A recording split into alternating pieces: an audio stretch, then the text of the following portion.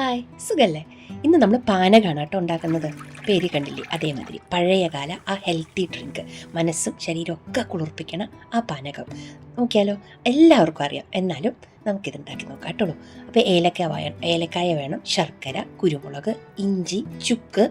ഞാനിതിൽ ചുക്കിടുന്നില്ല കേട്ടോ, കാരണം എൻ്റെ അടുത്ത് ചുക്കില്ലായിരുന്നു, അതുകൊണ്ട്. പിന്നെ നാരങ്ങ നീര്, ഇത്രയും സാധനങ്ങൾ, തുളസിയില, ഇത്രയൊക്കെ ആവശ്യമുള്ളത് കേട്ടോ. അപ്പോൾ നമുക്ക് നോക്കിയാലോ എങ്ങനെ ഉണ്ടാക്കണതെന്ന്. ഇതിനെ പറ്റി ഒരുപാട് കഥകളുണ്ട് കേട്ടോ. ഇപ്പോൾ ഞാനിവിടെ നല്ല ശർക്കരയാണ് കിട്ടിയത്, ഓർഗാനിക് ആണ് കേട്ടോ, ഓർഗാനിക് ശർക്കരയാണിത്. കാരണം കലർപ്പൊന്നുമില്ല, നല്ല ശർക്കരയാണ് ഇവിടെ കിട്ടിയത്. ഇതൊരു എക്സിബിഷന് പോയപ്പോൾ മേടിച്ച ശർക്കരയായിരുന്നു കേട്ടോ.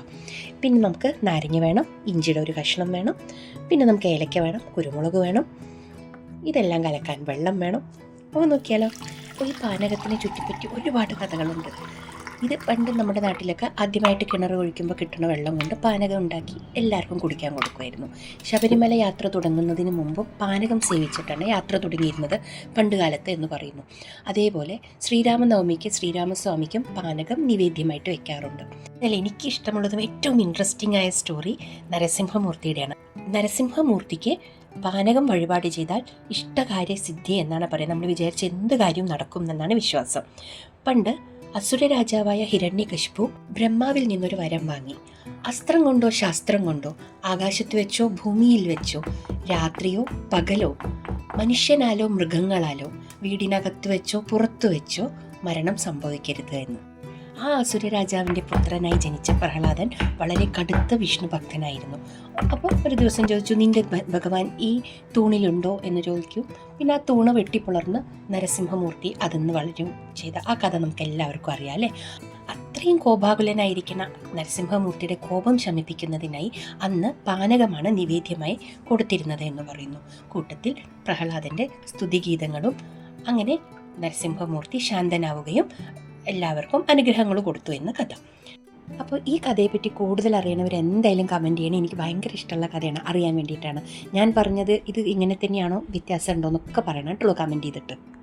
അപ്പോൾ ശരീരസുഖത്തിനും മനസ്സുഖത്തിനും രോഗശാന്തിക്കും പാനകം പാനം ചെയ്യുന്നത് വളരെ ഉത്തമമാണെന്നാണ് പറയുന്നത്.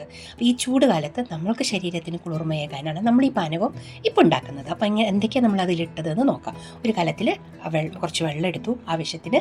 അതിൽ നമ്മുടെ ശർക്കര ഇട്ടു, നന്നായി അലിയിച്ചു. അതിലേക്ക് നാരങ്ങ നീരൊഴിച്ചു, ഇഞ്ചി നീരൊഴിച്ചു. ചുക്ക് പൊടി ഉണ്ടെങ്കിൽ ചുക്ക് പൊടി ഇടാം.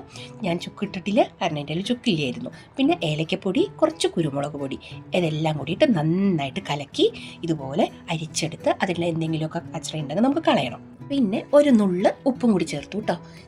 ഇവിടെ നോർത്തിലൊക്കെ അവരൊരു നുള്ളു മഞ്ഞൾപ്പൊടി കൂടി കലക്കും ഇതിനകത്ത്. ഞാൻ മഞ്ഞൾപ്പൊടി ഒന്നും ഇട്ടിട്ടില്ല കേട്ടോ.